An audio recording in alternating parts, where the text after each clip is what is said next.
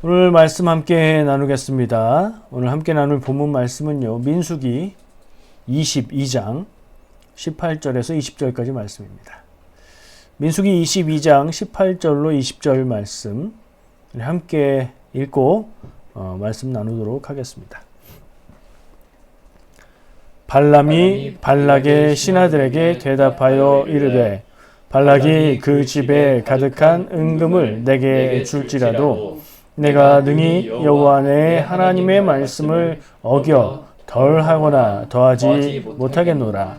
그런즉 이제 너희도 이 밤에 여기서 유숙하라. 여호와께서 내게 무슨 말씀을 더 하시는지 알아보리라. 밤에 하나님이 발람에게 임하여 이르시되 그 사람들이 너를 부르러 왔거든 일어나 함께 가라. 그러나 내가 내게 이르는 말만 준행할지니라. 아멘. 자, 오늘 함께 나눌 말씀은요, 제목을 발람의 교훈이라고 했습니다. 발람이라는 사람이 오늘 말씀에 나왔죠. 발람 얘기를 하려고 합니다. 자, 지금 배경이 민수기니까 책이 변하지 않았으니까 같은 내용일 거고요. 근데 장수가 5장에서 22장으로 건너뛰었죠. 중간에 많은 내용들이 지나갔어요. 민수기의 주 내용은 뭐라고 얘기했죠? 처음 시작은 백성들의 인구조사를 하는 것이었고요. 그 인구조사를 통해서 이스라엘은 군대 조직이 됐고요. 그죠? 군대로 광야 생활을 진군하는 것이고요. 민수기 전체 내용은 요약해서 말하면 광야 생활을 다루고 있다. 그렇게 볼 수 있어요. 민수기 후반으로 오니까 광야 생활도 후반으로 오지 않겠나 이렇게 짐작을 하면서 내용을 읽으시면 됩니다. 출애굽한 지 40여 년이 지났습니다. 그래서 이스라엘은 지금 가나안 땅을 앞에 두고 모압 평야에 진을 칩니다. 모압 평야라는 이름이 붙어 있는 이유는 모압 땅 앞에 있는 평야이기 때문입니다. 모압의 왕 발락이 모압에 사람이 살고 있어요. 땅의 이름이라기보다 사실은 민족의 이름이지요. 모압 왕 발락이 이스라엘의 모습을 보고 두려움에 빠집니다. 왜냐하면 이스라엘은 광야 40년 동안 오면서 몇 번의 전투를 겪었고요. 전승을 합니다. 모든 전투에서 다 이깁니다. 그리고 얼마 전에 아모리 족속을 쳐서 멸한 이스라엘의 모습을 알기 때문에 그 이스라엘이 모압 땅 앞에 진을 쳤다. 우리를 치기 위해서 왔나 보다 하면서 두려움에 빠진 겁니다. 이 발락은 자기 나라를 지키기 위해서 방법을 강구해야 했습니다. 근데 이스라엘에 들린 소문과 이스라엘의 기세와 눈으로 확인해 볼 수 있는 이스라엘의 숫자를 보고 발락은 완전 패닉에 빠져서 어떻게 대항할 생각을 하지 못합니다. 겨우 생각한 것이 점성술의 힘을 빌어서 저주를 하면 이스라엘에 문제가 생겨서 우리를 침입하지 못하고 떠나갈 것이다. 이런 생각을 했습니다. 근데 사실은 이스라엘 백성은 모압을 칠 계획이 전혀 없었습니다.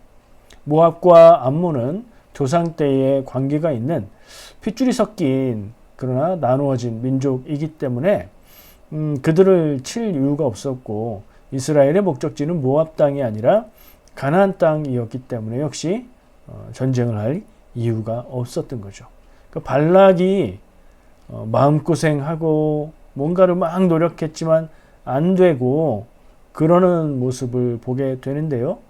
안 해도 되는 고생을 하는 겁니다. 그리고 그 하는 모든 일들이 헛된 일을 하고 있는 겁니다. 그런 생각을 하면서 말씀을 나눌 건데요. 오늘 본문 말씀 그리고 제목에 나온 사람 이름은 뭐였죠? 발람이었어요. 모압 왕의 이름은 뭐라고요? 발락. 형제 아닌가? 아닙니다. 전혀 관계가 없는 사람들입니다. 한국말로 우리말로 옮긴 그 이름의 발음이 비슷할 뿐입니다. 모압의 왕이 발락, 외우실 필요가 있을 것 같아요. 발악을 하는 거예요. 자기 나라를 이스라엘로부터 지켜보려고 발악하는 발락. 발람은 그 가운데서 점성술사로 뭔가를 재물을 물질을 얻어보려고 하는 그런 사람입니다. 여러분 저주하면 어떤 능력이 나타나나요? 익숙한 설정이긴 합니다. 사극을 보면 뭐 조선시대 궁에서 어디 무슨 어디 밑에다 뭘 묻어놓고 뭐 지푸라기로 인형을 만들어서 찌르면 그 사람이 죽고 뭐 그런 얘기가 나오죠. 그렇게 하면 그렇게 되나요? 그럴 리가 있나요? 저주는 아무런 능력이 없습니다. 저주의 능력이 있다면 욕하는 정도의 능력밖에 없습니다. 욕 들으면 나한테 욕하는 것 들으면 어떻게 돼요? 기분이 좀 나쁘죠. 저주하면 어떻게 돼요? 기분이 좀 나쁠 수 있습니다. 근데 저주는 주로 몰래 하기 때문에 나는 전혀 모르고요. 나에게 어떠한 영향도 미치지 못합니다. 이런 걸 전제로 하고 그러니까 이 발락이 생각해낸 방법은 이래저래 전혀 소용이 없는 아무 쓸데없는 일에 힘을 쓰고 있다 하는 생각을 할 수 있습니다. 자, 오늘 그 발람과 발락 그리고 이스라엘의 관계 안에서 이 사람들을 이해해 보려고 할 때 발람이 어떤 사람이냐, 발람에 대한 이해, 발람에 대한 이해 방향을 잘 잡고 읽어야 말씀이 이해가 됩니다. 오늘 본문 말씀 읽은 부분을 보면요, 발람이 자기를 초청하려 온 사신들에게 내 하나님 여호와의 말씀을 들어보고 내가 행하였다 이런 식으로 말해요. 선지자 같아요. 선지자. 그렇죠? 성경에 나오는 하나님의 말씀을 전하던 선지자들이 하던 말투와 같습니다. 나의 하나님 여호와께서 이르기를 하나님의 말씀이다 이러면서 말을 예언을 하죠. 근데 발람은 예언자인가요? 발람은 이스라엘 사람도 유다 사람도 아니고요. 그렇다고 모압 사람도 아닙니다. 발락에게도 외국인인 사람이었어요. 아주 멀리 떨어진 곳에 살고 있던 외국의 유명한 점성술사 혹은 주술사 혹은 박수무당, 주술을 하는 사람이라는 뜻에서 남자라고 박수무당 이렇게 부르기도 해요. 그러니까 하나님과 관계가 있는 사람이 아닙니다. 이 사람이 근데 왜 내 여호와 하나님의 뜻을 물어서 행하겠다 이렇게 말할까요? 그게 좀 의문이죠. 그러나 이 사람이 뭐든 하는 말들의 그 기본을 이 사람은 하나님의 선지자 예언자가 아니고 이방의 점성술사 그리고 물질에 약한 사람이라는 점을 염두에 두고 읽을 때에 제대로 된 판단을 할 수 있습니다. 자, 발람은 어떤 사람인가? 얘기 나눠볼게요. 말이 새 나와서 발락이라고 그랬는데 발락은 모압 왕, 발람은 주술사. 다시 한번 기억해 보시기 바라고요. 자, 말씀에 보면요, 이 발람을 소개를 하는데요. 브올의 아들이다. 아버지를 밝히고 있어요. 이거는 이제 히브리 문서에, 히브리 문학에, 그들의 문화에, 이스라엘 문화의 기본적인 세팅이죠. 이름을 얘기하면 누군지 헷갈릴 수 있으니 그 아버지의 이름까지 얘기해서 그 특정한 사람을 지정하는 그런 표현이에요. 발람이다. 이름은 발람. 부돌에 거주했다. 그가 살고 있던 곳은 부돌이다. 부돌은 메소포타미아 강 유역에 있는 도시로 발락의 땅 모압과는 거리가 있는 외국이었습니다. 지금 이스라엘이 있는 모압 평야 그리고 모압 땅에서도 제법 거리가 떨어진 곳 정도로 생각하시면 될 겁니다. 자, 이방의 점술가라고 했는데요. 하나님의 말씀을 듣고 하나님의 계시를 받죠. 하나님이 발람에게 말씀하시고요. 겉으로 보면 발람은 하나님의 말씀을 따르는 것처럼 보이는데 하나님의 선지자 아닙니까? 하나님의 선지자가 있었어요. 이 이스라엘, 유다 이쪽 아니고도 그 이전에 아브라함 시대에 하나님의 제사장이다라고 하는 사람이 있었죠. 누구죠? 아비멜렉 아니고 멜기세덱. 이름이 헷갈려요. 자, 멜기세덱이 가나안의 왕으로서 하나님의 제사장이라는 표현이 있긴 있었어요. 근데 그 분은 성경에서 그저 하나님의 제사장으로 언급되고 아브라함을 축복했어요. 그러니까 끝을 봐야 돼요. 발락은 하는 행적과 행위를 보면 말만 들어보면 하나님의 선지자 같은데 근데 하는 행동을 보면 좀 의심스럽단 말이에요. 자, 그런 사람이다. 이렇게 생각해야 될 필요가 있습니다. 하나님의 말씀을 듣고 계시를 받는데 선지자가 아닌가? 아니다. 하나님의 말씀을 들어도 계시를 받아도 하나님의 선지자, 하나님의 사람, 심지어 성도가 아닐 수도 있다. 이 생각을 할 필요가 있어요. 아니, 하나님의 계시를 받는데 성도가 아니라고요? 왜요? 하나님의 능력으로 믿지 않는 사람에게 계시를 주시는 것이 불가능합니까? 당연히 가능하죠. 이 사람은 그저 이방의 점술가, 유명한 점술가로서 하나님이 필요에 의해서 그에게 하나님의 능력이 임하여서 그에게 말씀을 하셨던 것 뿐입니다. 그가 신실하고 믿음이 있어서 하나님의 음성을 들은 게 아닙니다.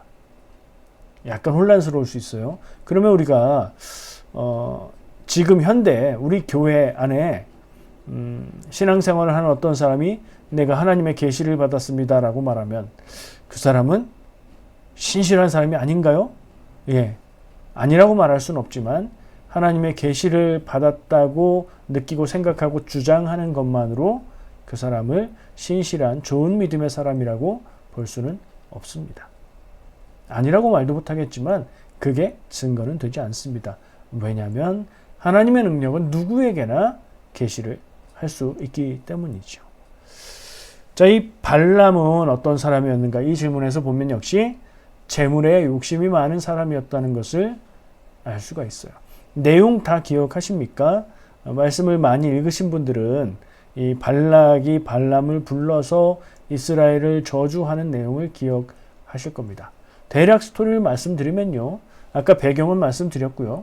발락이 이스라엘을 두려워해서 발람을 불러다 저들을 저주해서 쫓아버리자. 이렇게 생각하고 사신들을 보냅니다. 장로들을 보내고요. 그리고 성경 말씀에 보면 복채를 함께 보냈다. 복채라고 번역한 거죠. 그 말 자체가 꼭 복채로 번역되는 말은 아니지만 자, 복채는 뭔가요? 언제 복채라고 말하죠? 예, 점장이 혹은 굿하는 사람 이런 사람들에게 그 대가로 돈을 주는 게 복채죠. 점을 좀 잘 봐주세요. 당신 되게 신령한 분이라고 들었습니다. 예, 굿을 좀 잘 해주세요. 그게 복채예요. 그 한글 성경을 번역한 분은 이 발람을 뭐로 본 거죠? 무당 같은 사람으로 본 거예요. 그래서 복채를 두둑해 가지고 고관들이 사신단이 되어서 발람을 모시러 갔습니다. 1차. 그때도 이 발람은 오늘 읽은 본문 말씀은 두 번째 갔을 때 얘기고요. 몇 절 위로 올라가면 첫 번째 초대에도 내용이 나오는데요. 그때 하나님의 뜻을 구하고 내가 하겠다 한 다음에 안 가겠다. 하나님이 가지 말라 하신다 하고 거절합니다. 1차에는. 1차 초대 거절했고요. 그 사람들이 돌아가서 발락에게 발람이 안 온다고 합니다. 라고 보고하니까 발락이 다른 방법이 없었던 거예요. 이스라엘을 어떻게 막을 수 있는 퇴치할 수 있는 다른 방법을 찾지 못해서 거기에 매달립니다.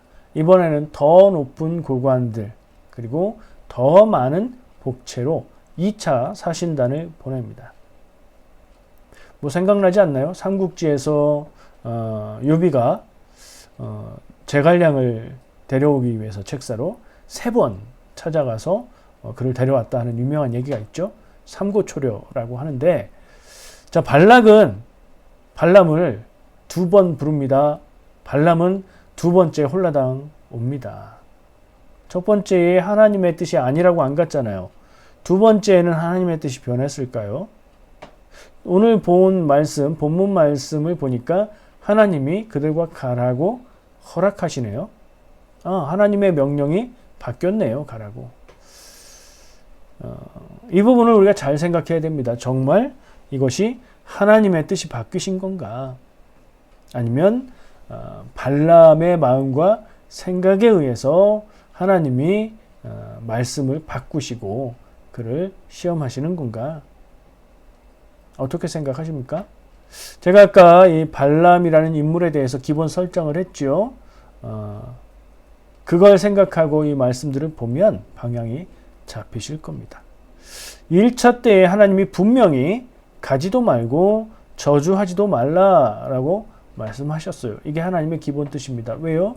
이스라엘은 하나님이 이끌어내신 하나님의 백성이고 가나안 땅에 들어가서 그곳에서 살게 하시고 그 이스라엘 백성을 통해서 하나님의 구원의 계획들을 이루시고 그럴 백성인데 하나님이 자기 백성을 저주하도록 놔둘 리가 없잖아요. 그렇죠? 그런데 두 번째 찾아왔다고 해서 그 하나님의 뜻이 변할까요? 아니요. 하나님의 뜻과 마음은 똑같으십니다. 변한 건 뭐예요? 아니요. 변하지도 않았어요. 발람의 마음 역시 변하지 않았어요. 처음 왔을 때도 가고 싶었어요. 말씀에 그런 얘기는 나오지 않습니다. 발람의 속마음은 기록하지 않고 있어요. 성경 말씀을 읽을 때에 겉으로 드러나는 말들 그리고 말씀의 기록들만 보면 자칫 이 사람은 하나님의 선지자요. 하나님이 가지 말라고 하면 안 가고 하나님이 가라고 하면 가는 사람으로 오해할 수 있는데요. 말씀에 드러나게 기록되어 있지 않지만 행간을 읽는다고 하죠. 써있는 글의 숨은 뜻을 읽어야 되는 거예요. 하나님의 뜻은 변하지 않았고 발람이 하나님의 백성 이스라엘을 저주하는 것은 안 될 일이지만 발람이 가기 원하기 때문에 그를 가도록 허락만 하신 거예요. 본문 말씀에 뭐라고 되어 있었죠? 가라 라고 허락하시면서 그러나 내가 네게 이르는 말만 준행해라. 내 말을 그대로 따라라. 가긴 가되 내 말을 따라라. 자, 발람은 왜 가기 원했습니까? 물질적인 보상을 위해서 가기 원했습니다. 가서 내가 어떤 종교적인 의식 갖고 그럴듯한 행동만 조금 해주면 거금을 주겠다. 이런 판단이 쓴 거죠. 지금까지 그렇게 살아온 사람이에요. 그런 생각으로 가고자 했고요. 하나님은 그런 발람의 마음 중심을 보시고 하나님의 뜻을 더 드러내고 알게 하기 위해서 그를 가게 한 거예요. 가서 내 말만 따라라. 가서 이스라엘을 저주해라? 아니죠. 가긴 가지만 넌 끝까지 이스라엘을 저주하고 또 보상을 받을 일은 없다. 말씀 안 하셨지만 기록에 없지만 그 마음이지 않을까. 그게 읽히십니까? 자, 이 발람은 또 어떤 사람이었냐 하면요. 재밌는 부분이 나오는데요. 사실은 발람의 이야기에 저주를 하려고 갔으나 저주하지 못한 내용을 오늘 다루는 거지만 그 가는 길 가운데에 발람이 타고 가던 나귀가 말을 하는 내용이 나옵니다. 굉장히 재밌어요. 동화 같아요. 하나님의 사자가 길을 딱 막고 있어요. 그래서 발람이 탄 나귀가 그 길로 가지 못하고 자꾸 피하고 옆으로 가다가 발람을 다치게 합니다. 발람은 그냥 안 보여요. 그래서 나귀로 막 때리고 욕하고 근데 그 순간 하나님이 나귀의 입을 여시사 말하게 하시고 내가 너에게 불순종한 적이 있느냐? 왜 나를 이렇게 때리냐? 그리고 그 순간 발람의 눈을 여셔서 여호와의 사자를 보게 하죠. 그 내용의 의미는 뭘까요? 지루하니까 가다가 읽다가 너무 진지하고 막 무겁고 그러니까 한번 웃고 가라 이런 뜻일까요? 발람을 평가하는 데에 그 이야기를 사용하면 어떻습니까? 발람은 나귀하고 비교하면 나귀보다 못한 사람인 겁니다. 발람은 스스로 영적이고 영의 세계를 어느 정도 컨트롤하고 안다고 하는 점성술사였는데 짐승만도 못한 겁니다. 나귀가 보는 것도 보지 못하는 사람. 조금 더 생각해 보면 이 사람은 영적인 존재라 영의 일을 느끼고 볼 수 있습니다. 근데 이 사람의 눈을 가린 게 있죠. 뭐가 눈을 가렸을까요? 물질에 대한 욕심이 이 사람의 눈을 가렸습니다. 우리도 마찬가지죠. 뭔가에 대해서 푹 빠져 있다던가 뭔가에 마음이 꽂혀 있다던가 무엇인가에 욕심이 있는 그런 상황. 그래서 눈이 보이지 않고 눈은 보이지만 봐야 할 것을 보지 못하고 앞뒤를 가리지 않고 그러는 일이 늘 있죠. 늘. 자, 발람은 그 순간 짐승보다 못한 사람이었습니다. 나귀한테 책망을 받는 부끄러움을 당하죠. 자, 이 발람의 마지막 순간은 어떻게 될까요? 죽음이 성경에 나옵니다. 민수기 31장 8절 말씀에 보면요. 그 죽인 자 외에 미디안의 5 왕을 죽였으니 이스라엘이 미디안을 칠 때의 얘긴데요. 미디안의 왕들은 에위와 레겜과 수루와 후루와 레바이며 또 브올의 아들 발람을 칼로 죽였더라. 아멘. 이스라엘이 미디안을 치고 점령하면서 그때에 발람을 같이 죽였다. 이렇게 기록하고 있어요. 브올의 아들 발람이니까 동명이인 아닙니다. 그 사람이에요. 이스라엘의 손에 죽음 당하게 되는 그의 최후를 기억할 수 있습니다. 그러니까 성경이 이 사람의 최후를 이렇게 기록할 때는 이 사람을 긍정적으로 볼 수는 없는 거죠. 긍정적인 것처럼 보이고 긍정적인 것처럼 하나님의 말씀을 듣고 신실한 것처럼 말하는 것은 그냥 말일 뿐이다. 가장하는 것이다. 그의 중심은 그것과 다르다. 이런 생각을 할 수 있습니다. 이런 발람의 모습에서 이 성경의 배경은 여기까지만 얘기할 거예요. 이 발람의 모습에서 우리는 무엇을 보아야 하겠습니까? 하나님 말씀 시리즈 41번째 이야기인데요. 우리는 이 하나님이 가라, 근데 내 말대로만 해라 라고 하신 말씀에서 하나님의 어떤 마음을 알 수 있습니까? 발람을 향해서 하신 말씀인데 나에게는 어떤 의미가 있는지요? 저는 그 부분을 생각하면서 들어도 알지 못한다 이런 생각을 해보았습니다. 생활 가운데 좀 경험하지 않습니까? 누구 이렇게 부르면 이름을 부르면 네 혹은 뭐 왜 하고 대답하는 게 정상이죠. 근데 어떤 경우에는 불러도 들리는데도 대답을 안 하는 경우가 있습니다. 뭔가에 집중하고 있을 때, 좋게 말해서 집중이지 뭔가에 빠져 있을 때, 좋아하는 뭐 영상을 보고 있다던가 게임을 열심히 하고 있다던가 그러면 아무리 이름을 불러도 대답이 돌아오지 않죠. 들어도 듣지 못합니다. 들어도 알지 못합니다. 빠져 있기 때문입니다. 읽은 본문은 오늘 본문 말씀은 아까도 말씀드렸듯이 2번의 발락의 초청이었고요.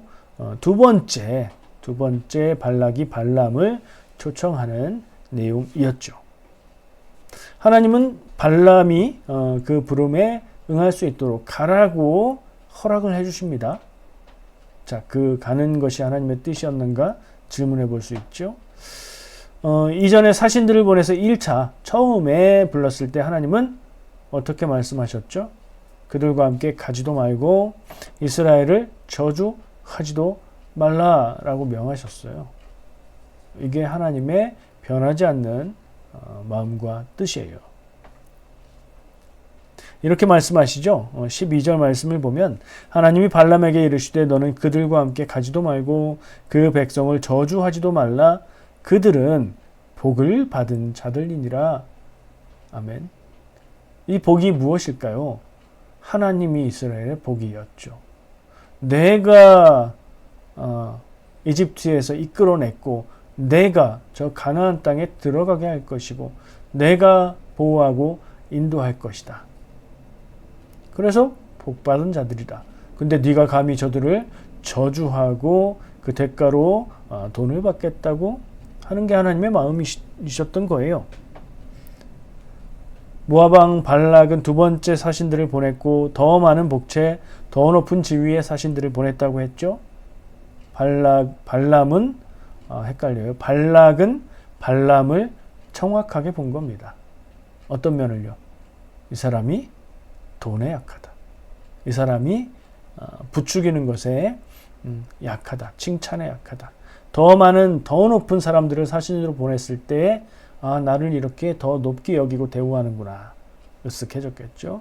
더 많은 복채를 보냈을 때 내가 이 일을 마음에 들게 잘 하고 나면 더 많은 보상이 있겠구나.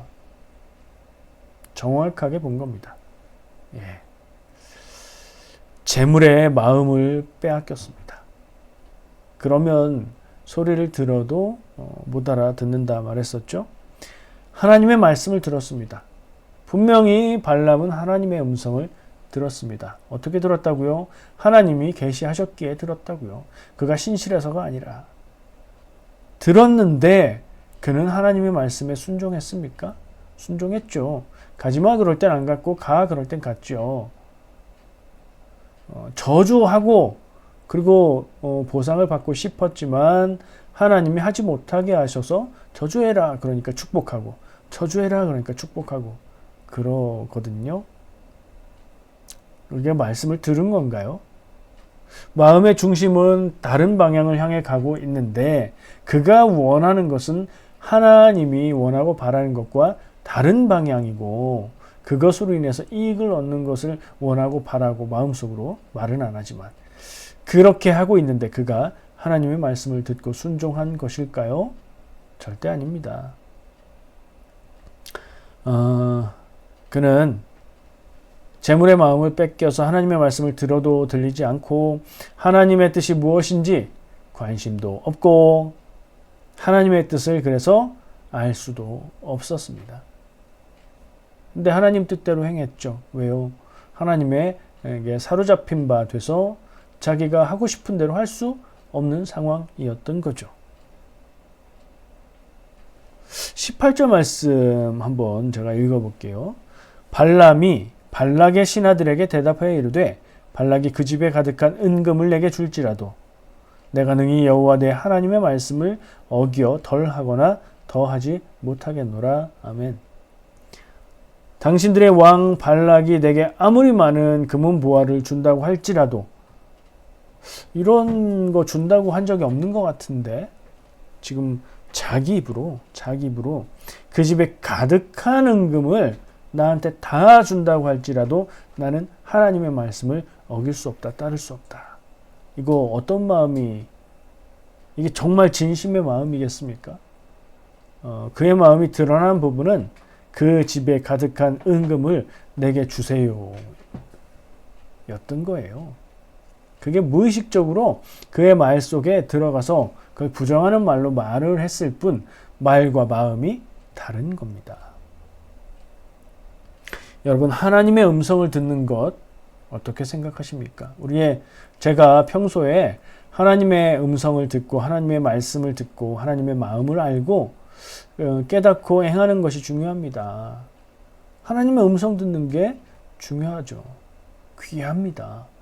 근데 하나님의 음성을 듣는 것까지만 하고 그친다면 이 발람처럼 어떤 의미가 있을까요? 그게 듣고도 순종하지 않는 불의한 사람이 되는 것뿐입니다. 하나님의 음성을 듣는 것은 그래서 거기서 멈춘다면 거기까지만 간다면 아무것도 아닙니다. 계시를 받는다고 해도 알아듣지 못하고 순종하지 않으면 헛일이고요. 계시를 받아서 알아들어도 순종하지 않으면 또 다 헛일입니다. 하나님의 계시를 받는다고 어떤 사람이 하나님의 계시를 받는다고 해서 그가 대단한 사람? 아닙니다. 그의 믿음이 훌륭하냐? 아닙니다. 그럴 수도 있지만 그것이 그의 믿음의 뛰어남을 보여주는 증거는 될 수 없다. 아까도 얘기했죠. 그러니 하나님의 계시를 듣는 것은 귀한 것이지만, 하나님의 음성을 듣는 것은 귀한 것이지만, 그것을 깨닫지 못하고 행하지 못할 땐 의미가 없다.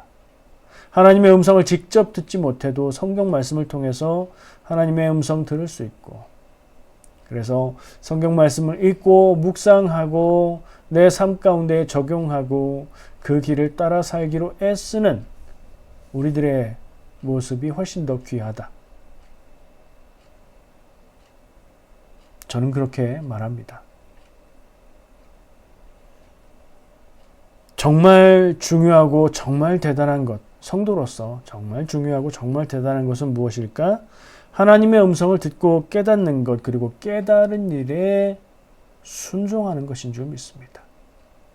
아무리 작은 것이라도, 아무리 별것 아닌 것처럼 보일지라도 이것이 하나님의 뜻이구나 알고 그것을 믿음으로 순종하는 것, 그게 귀한 믿음, 그게 훌륭한 믿음인 줄 믿습니다. 지혜로운 사람은 하나님의 말씀을 듣고 깨달아 알 수 있습니다. 그러나 순종은 믿음이 있는 사람만 할 수 있기 때문입니다. 겉으로는, 말로는 하나님의 말씀에 순종하는 것처럼 행했지만 그의 마음의 중심은 하나님이 아닌 물질을 따라가던 발람의 모습 아니고, 우리는 하나님의 말씀, 음성 듣기를 구하고 깨닫고 그리고 순종하는 믿음의 사람이 되면 좋겠습니다. 기도하겠습니다.